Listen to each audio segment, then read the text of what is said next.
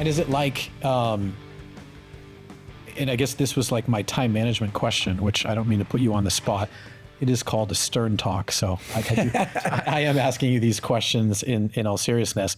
It's one thing to get to know you and like stuff like that, but this is a serious question. And I don't mean like you're being evasive or anything, but you have all these brands that you have to manage, and you've created some distance.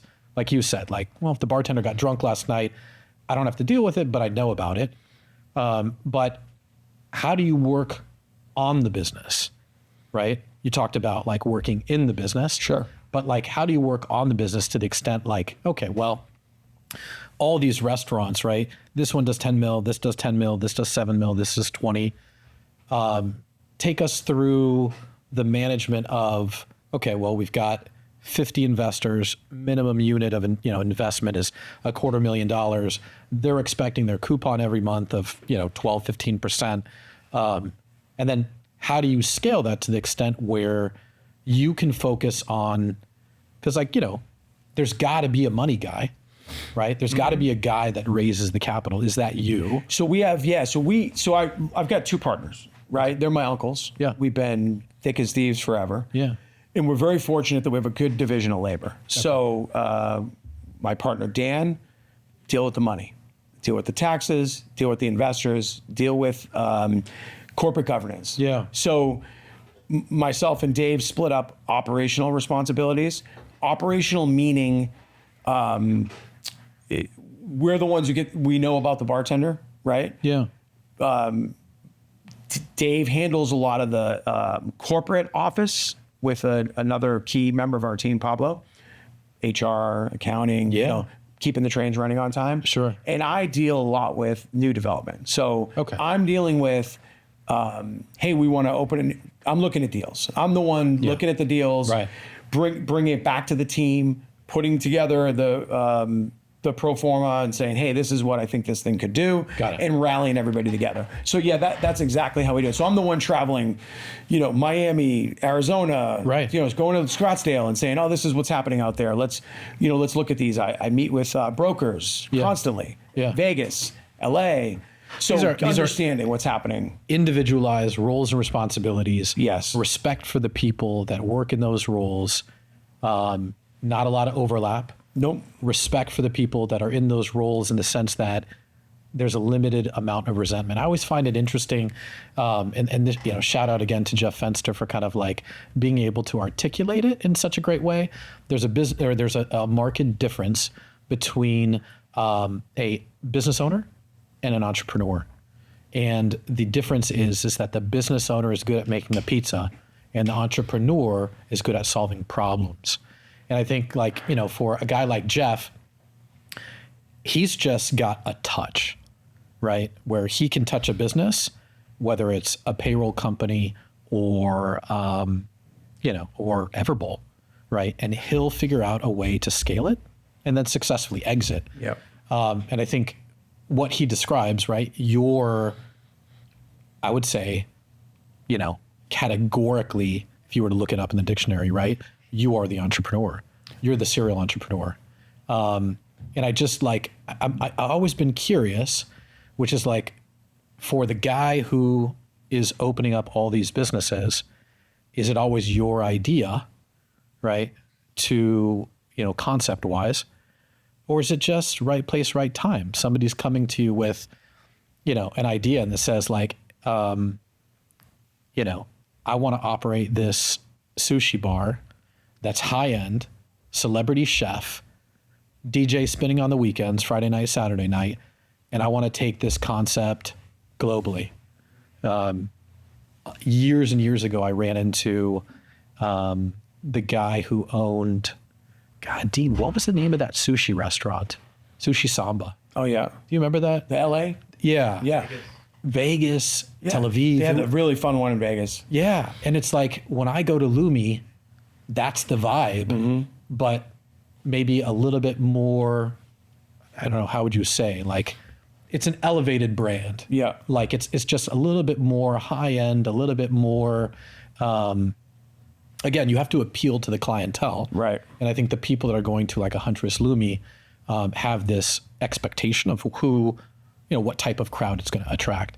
And I've always wondered, like, concept wise, you've got an entrepreneur or you've got a business owner who's got like, I've got this great recipe, right, to make, whatever, grandma's pizza, grandma's spaghetti. And then you got this entrepreneur who's like, I don't know anything about spaghetti, but I'm going to figure it out. Right. Right. So it's like, well, how do you split your time? We talked about the time management thing, but concept wise, are all these concepts yours, right? Or is it just that people are coming to you, you're vetting them like a pitch deck, like we talked about before. And you're like, yes, no, yes. Yeah, we in the current situation, RMD, all the concepts are ours. We've created them, we've funded them, we've found them, whatever. Yeah. In a perfect world, yeah, you'd love to have somebody come to you who has a great concept, who's going to be the guy. Yeah. Right? Because you need the guy. Is the guy the operator? The guy's the operator. Okay. The guy's what I call the front man. It's the person who's going to go in there and tweak those little things to make it great every single day. Yeah. Look, does Chili's have it easy? Kind of, right? You know exactly what you're going to get. Because it's formulated. It's formulated. Now you just, it's a different kind of ease, right? It's a different kind of hard. You have to just keep everybody doing that same thing every day. Yeah. But if you're trying to be Lumi at 5 locations, you've got to have somebody who's just thinking about Lumi, just tweaking Lumi, making sure that music is just at the right level and the food is at the right level, and you've really got to tweak it every day. Yeah. And so once you have the guy, right, that's gold. But do people still refer to you as the guy? And so Well, you're running away from them. You're like, dude, I'm not the guy anymore. Leave me alone. I think in our environment, it's a collaborative thing. Yeah. We've got quite a few people that contribute to those things. Okay. You've created some sunlight, some daylight, right? Oh, yeah. Oh, 100%. Okay. I mean, I'm less the guy today than I was, by far less. Yeah. There's a leadership component that has to be there, right, to keep all the pieces together. Yeah. But no. We've got plenty of people now that are in there, and that I'm not the guy in there tweaking the lights anymore. I might complain about them, but yeah, I'm not tweaking them anymore. Now, if we were to scale and we were all of a sudden going to have 5, I might throw myself back in there a little bit if we're going to make that kind of investment. Yeah. So like the Lumi and the Huntress concept. Yeah, those are scalable brands. Oh, yeah. Those are scalable. I'd love to do another Lumi. I'd love to do one in Del Mar or somewhere. What about a Johnny Wahoo's? Johnny Wahoo's, it's still early. You think so? It's working. I just read an article that Tiger Woods opened one. Yeah. Right? Yeah, well, look, those guys are in a different league, right? They're going to be able to scale at a whole different level and with a whole different, they've got star power behind them. Yeah. Technology, they can reinvent technology. Right. So I think Johnny Wahoo is scalable, but again, it's new. Yeah. We just added this new skill money betting, which is awesome. Now you can. The machine actually, there's this company out of Vegas called Skill Money. And what they've been able to do is you log in. Yeah. You're playing on the Full Swing simulator. Full Swing's a local company from here in San Diego. Oh, wow. They developed the simulator and all the technology behind it. Great product. Shout out to Full Swing. Full Swing, yeah. Holler at me, right, these guys are great. Yeah. They're right here in Del Mar. And so Skill Money came in on top of that product. Yeah. And they did skill-based betting. So basically what happens is I walk up to the machine, I log in, super easy process, and all of a sudden it pops up and it says, I'll give you $100 if you can hit the ball within 20 feet of the pin. Yeah. And so you're, okay, great. Now you're gambling. You're gambling against the machine, against yourself. And is the platform, is the application where it's like, you can bet on people, or you just bet betting on yourself. Oh, interesting. The machine is, you're betting against the house. Yeah. House is Skill Money, and they're lobbing you bets, and you can accept them or deny them. It's great though. So we just added that, and that's seen great success. Yeah. And I think that's a very interesting future of that concept. Yeah. Because that's an awesome technology. Yeah. stack. No one's using it right now. We've got one of, I think, 3. So is somebody no marketing? One in San Diego. Is somebody marketing that? Like, yeah, we just started it like on Instagram or something. Ago. Like, yep. Yeah, it's on Instagram now. We've signed a lot of people up. Yeah, And we just kicked it in a couple weeks ago. That's so cool. So, I mean, that now could make it here's a unique value proposition that really could scale that. Yeah. If we partner with those guys. What a cool company. Yeah. Well capitalized, that company? Yeah. Yeah, probably. Yeah. But going back to this Huntress Lumi thing, I think it's like an interesting, story or anecdote about it, which is like, for like the last 10, 15, I don't know, 20 years, I've been like this Mastro's guy, right? Yeah. So everybody, I feel like, identifies with a restaurant that kind of fits their personal brand. And so over the years when I do like whatever, meetings with investors, corporate meetings, I want to dazzle my wife and my kids. You know, you reserve a private room at Mastro's Thousand Oaks or Mastro's Costa Mesa, now Ocean Club in Vegas. I was a huge fan of that restaurant. And then they sold. So it was 10 restaurants as I understand it. And I think they sold to Landry's. So Landry's, yeah. It was Landry's for like $100 million. Yeah. I don't know how profitable of an exit that was, because it seems like a lot of work, very capital intensive. Food and beverage, was a big line item. I can only imagine, right? Like on their financials. But that family was able to exit. I think they were a Scottsdale family. Yep, they were. Right? Yeah. Okay. So now they've pivoted. It must have been like they had a non-compete. A non-compete for a certain to the day. Yeah. Yep. But now what's popped up in, I don't know, was it Carmel Valley? Del Mar. Del Mar. Well, Carmel Valley. Yeah. Yeah. The people who live in Carmel Valley will call it Del Mar. Yeah. Well, exactly. Yeah. Right. But it's Carmel Valley. But it's Steak 48. And interestingly enough, the reason why I bring it up today was sort of serendipitously, it's a good SAT word, bro. Shout out to Dean for an almost perfect SAT score. Really? Yeah, he's good. He's good. It's impressive. A loose definition of almost perfect. Yeah, I have a loose definition of almost anything. Yeah, just take it. But this company, and I don't know how they're capitalized, but I got a LinkedIn request this morning from either somebody from the investor side of Steak 48 or from their like maybe C-suite, corporate structure. But it's like, I haven't eaten there. I know that they've just opened up in San Diego, but they've built a brand, which is Mastro's. Do you call that scale when you have 10 restaurants? Yeah. You do. I mean, 10, you're talking about $10+ million revenue restaurants. So that's I would right. call those scale. Yeah. But it's interesting where it's like, okay, well, you own a restaurant and everybody always thinks like, oh man, you own a restaurant. You must be this macher, this big mogul. Oh, you're doing 10 million. You're like, well, what's left over at the end of the year? If you scale a restaurant to 10 million in revenue, you got 10 of them, and then you exit for $100 million, that's 1 times revenue, which is, listen, it's a great valuation. Yeah. Because what they're not telling you about, was it really valued on EBITDA, right? So when you're procuring investment for this portfolio of companies that you own, do the investors that are looking for shares in these companies, are they looking at revenue or are they looking at EBITDA? And then based off of that, they're putting in their investment. I mean, generally in my experience, they're looking at returns. So EBITDA, because revenue is not, what's revenue? I used to, listen, as an idiot, I used to think revenue was the thing. Yeah, it's not, especially on the restaurant Not business. in restaurants. Well, not in financial services either. Yeah, it's EBITDA. Yeah. And so in the case of Mastro's, I obviously don't know the inner workings of that deal. I don't even know if the 100 million or whatever the number was for 100%, right?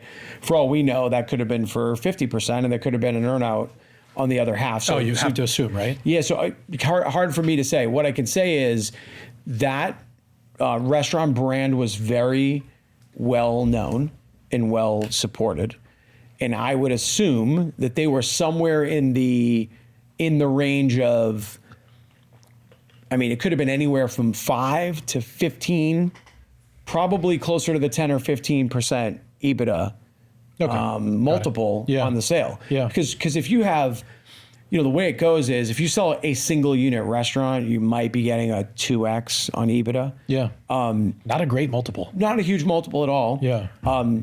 If you are, if you're in the 5 unit range, you're maybe getting double that. Yeah. But once you get some scale and people think, or the buyer thinks there's some opportunity to really blow it out, Yeah. and you've hit some key markets, you could get a 14 or 15% multiple. Okay. Generally, when Landry's is buying, or those big guys are buying things, Yeah. they're buying them at the much higher multiple because the thing's been figured out. Yeah. And now they're going to go in and It's just an squeeze equi- it. yeah, it's- So, yeah. so my assumption is those guys did very well on that exit. And when you say squeeze it, They're going to, they're going to cut the costs. right, They're improve gonna- the margins. Yeah, they're going to improve the margins. Some of it's economy of scale, just plugging them into their system, Right. which is naturally going to bring the cost down, right? Because the buying power, et cetera. The paper, the plastic, the meat, right? All of Everything it. comes down, right? Yeah, and then they're also going to, they're going to. It's not That's going what they do. It's what they do. Yeah, that's they're what they they're do. going to make money, or they're going to, scale it, and they're going to open another 30 Yeah. on the back of the brand. So for Huntress and for Lumi, which in my opinion, right, again, you're involved in the business, so it's like this hurricane that's surrounding you. But at least from the outside looking in, it's like, okay, Dallas, Houston, Miami, Chicago, Vancouver, Toronto. When we walk into Lumi, we think every major city in America. Right, and it's interesting that you say that, Dean, because it's like when you stand at 10,000 feet, and you look at our portfolio, right? Because we're a commercial lender. This year we lent over $100 million, which for a non-bank owned company, Yeah. that's not bad. A couple of idiots from San Diego, right? Well, one's not an idiot; he's almost perfect SAT score. Fuck. And that's a wrap. I got Thomas, our producer, going, all right, we're at 2 hours. Perfect, Thomas, that's a wrap. No, but when you stand at 10,000 feet, hey, don't say a word. I didn't say anything. When you stand at 10,000 feet and you're kind of looking out the window and you're looking at our portfolio, the concentration of our lending, right, is like looking at a population center map of the United States. And I would guess for restaurants, it's kind of the same way. When you study the demographics of like, who can afford to go to Lumi? Who can afford to go to Huntress? Right. I think, right, and Dina and I talk about this all the time because it's like, we want to invest in it, although nobody's approached us, which is fine. It's totally fine. right? It's like, hey, I own Lumi, I own Huntress. And it's like, no, dude, you have like a symbolic share. When I show up, can you make sure they know I'm the owner? How many times have you heard that? But you see it as like this, this map, right? And it's like just population shares. That's the concentration of the debt that we put on the street. And it's like with Lumi and Huntress, this is a brand without a question that needs to be scaled, right? Yeah, So- that's how. I mean, we feel the same way. What you're trying to do is you're trying to figure out when you go to those other. Look, I don't want to say it was easy. It's never easy. We're in our own backyard. We're in San Diego. We're in the gas lamp where there wasn't a lot of stake at that level. Speaking of Huntress, Steak, I mean like meat. steakhouse experience Right, at that right, level, okay, right? all right, There's some yeah. great steakhouses, but sort of getting in that level of steakhouse. So Because there was Fleming's. yeah, Right, there but that was. went That away. went away. Right. There's a Morton's, which is a little more institutional. There's some Morton's in San Diego? Yeah. Yeah. No, a half a block from us. Oh, dang. So there's some great steakhouses. Cowboy Star, as an example, one of my favorites. One of our customers. Angie and John, great people. Interesting. Yeah. So Shout out to Cowboys. yeah, shout out to Cowboy Star for sure, man. Those Yeah. guys are awesome. Yeah. Not only what they've done for steak in that community in East Village, but the effort they put into the restaurant. I mean, John's a big advocate in the California Restaurant Association San Diego chapter and does a lot of work there. We worked with him when he was a startup.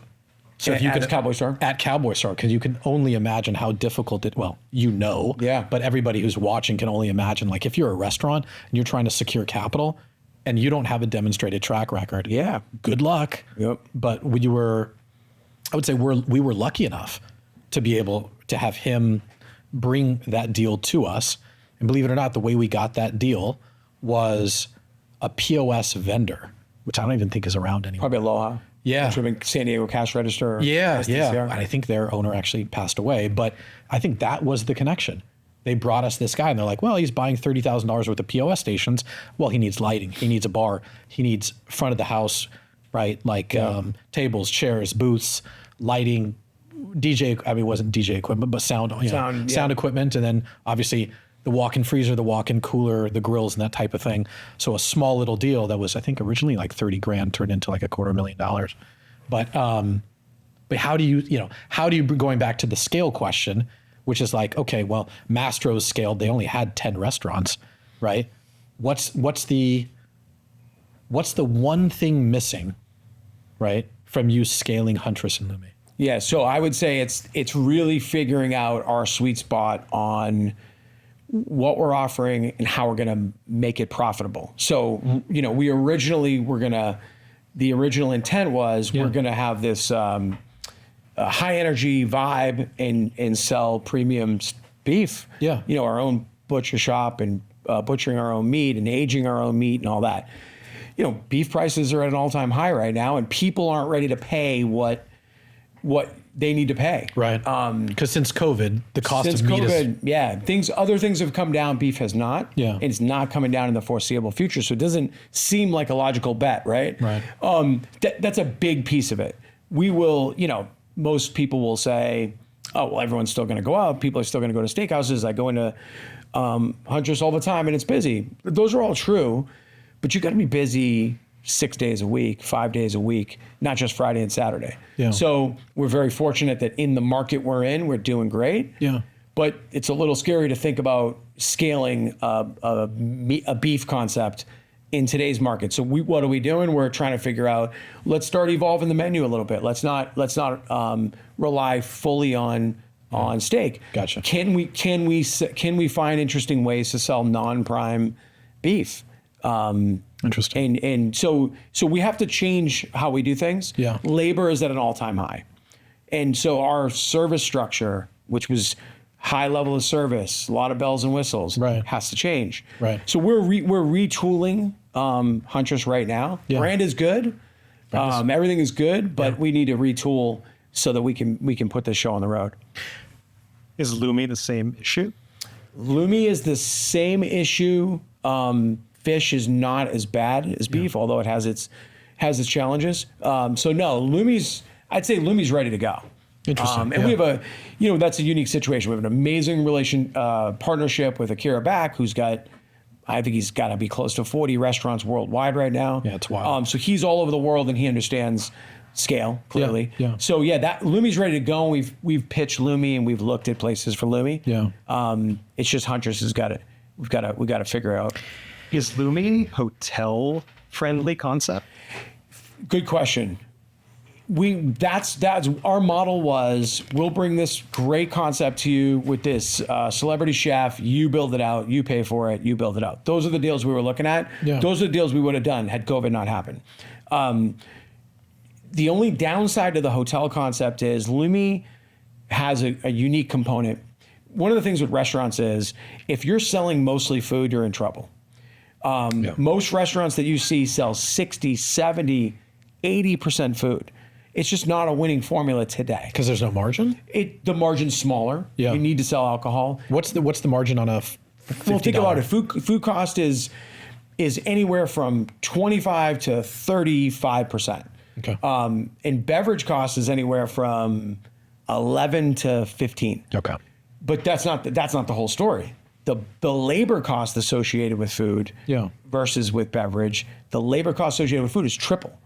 So is triple what against think about it. Oh, there's okay. a bartender making a drink. There's a whole army of chefs making food. Yeah. So you've got to sell almost 3 times $3 of food to make the same money you can make in $1 of beverage. Oh, wow. So you need to get that mix closer to 50-50. Yeah. Lumi has been great because we sell a lot of beverage. Well, but looking at it, you should finish your point about the hotels. The answer to Dean's question was that So one of the things we figured out with Lumi is, we kind of knew going in, but we see it is it's a great beverage driver. Great. Everything's great for a hotel except one piece.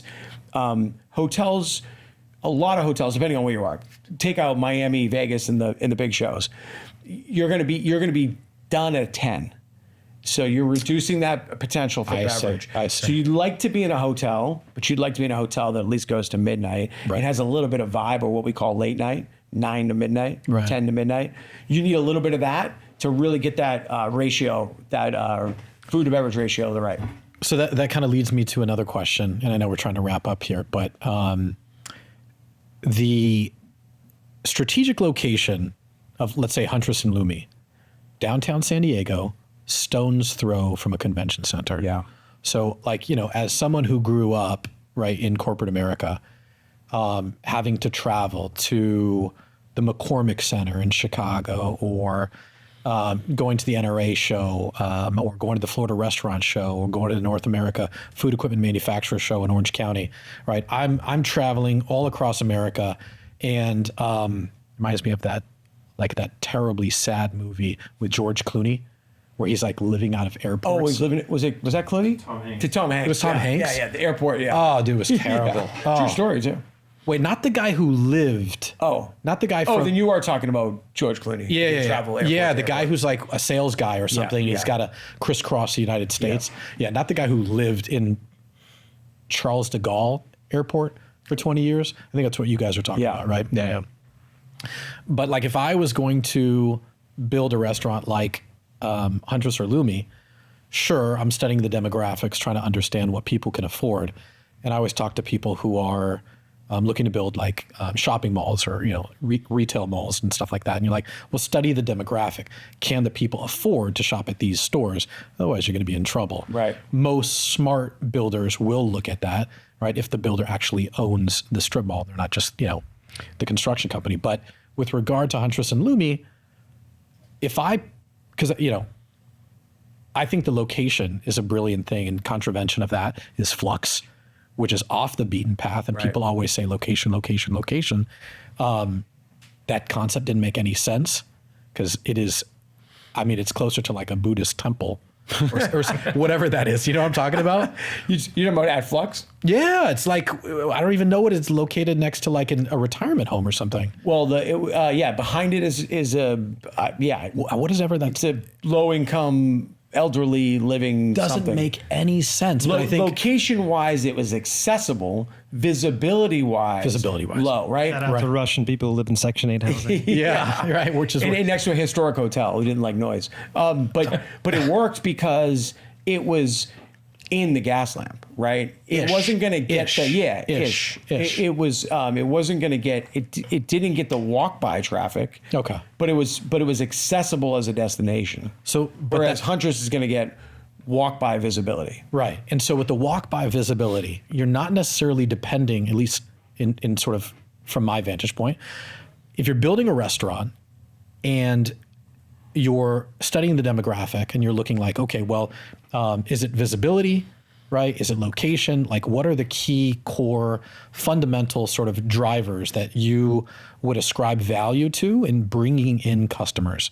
It's like, if I was going to invest in a Huntress or Lumi, I would say put this right next to convention centers, right?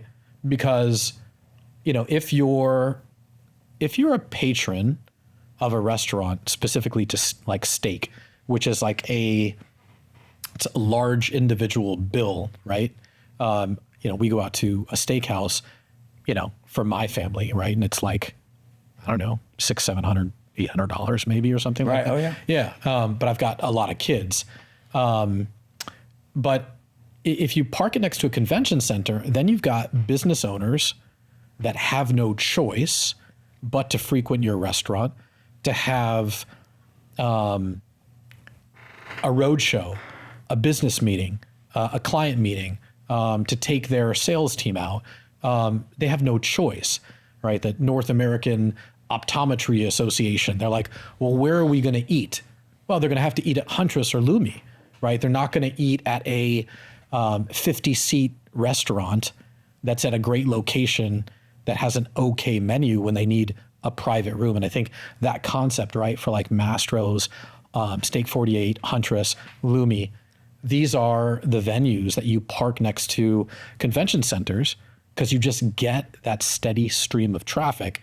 And it seems, as long as you park these in like warm weather locations, right, conventions are always going on. I think, you park them in, areas of the United States that aren't warm weather. Boston, for example, Right. no one's going to a convention in the dead of winter in Boston. Come spring, everybody comes out. Well, if I'm investing in a restaurant, I want that P&L to look stable Right. across all 12 months. So that's a long-winded question, but like, is that where you're looking at, like warm weather hotspots? Well, everything you said is true. It has been true for a long time. Yeah. Until the last couple of years, right? Because COVID crushed the convention centers. During COVID in San Diego, North County, the beach community did very well, and downtown did terrible. Encinitas was on fire. They stayed open during COVID, and it was packed. Yeah. So they got the benefit of being away from the convention center, away from the city, away from the big lights. Subsequently, things have come back with conventions. But as an example, one of our biggest weeks of the year is Comic-Con. This year we had a writer strike, decimated Comic-Con. Oh, interesting. So whereas the local community was steady. Right. So I would say it depends on your concept. It depends on your target demographic. Everything you said is true, and obviously we believe it, and that's why we're heavily invested in downtown and in the gas lamp and near the convention center. Right. We mentioned Cowboy Star. I actually think Cowboy Star is in a really unique situation where they're in East Village. They feel very local. Most people view them as a local restaurant, Yeah. but they're very accessible to conventioneers. So if you're a conventioneer, maybe if you need 50 people, well, actually they have a private room so they can do a big party. But generally speaking, if you're a savvy conventioneer in a new town, Yeah. you don't even want to go to the traditional spots. You want to get on Yelp and Yeah. Reddit and find where the locals go. So I actually think I can make an argument just as strongly for being on the outskirts of that area. Right. And then look at Steak 48. Those guys have done very well. They know exactly what they're doing. And they opened all the way up in the suburbs. So what do they know? Yeah. So I just think it just depends on your concept, depends on your target demographic. But you're right in saying that generally speaking, last couple of years are a little off. Being by a convention center or being near the big population center, obviously in the what we call the main location where you're going to pay more. Yeah. Remember, it's going to cost you more to get in. Is going to be a safer bet. Yeah. And more consistent. Okay. Well, I look forward to seeing more Huntress and Loomies. Let me know if you're looking for investors so that I can brag to all my friends. There you go. My friends like, this is my restaurant. Welcome. Thank you so much for joining us, dude. Yeah, I had a great time. It's such a pleasure, dude. I had a great time, and I can't help but to say shout out to Nico, who hung in over there. Yeah. Didn't say a word and took all my pictures. It's a birthday this coming Friday. 2 days. Hey, love, Amazon wish list for Nico. There you go. Everyone's got to have a love. All right, guys. We'll see you next time. See you, buddy. Thanks, Mikey. Thank you. Bye, dude.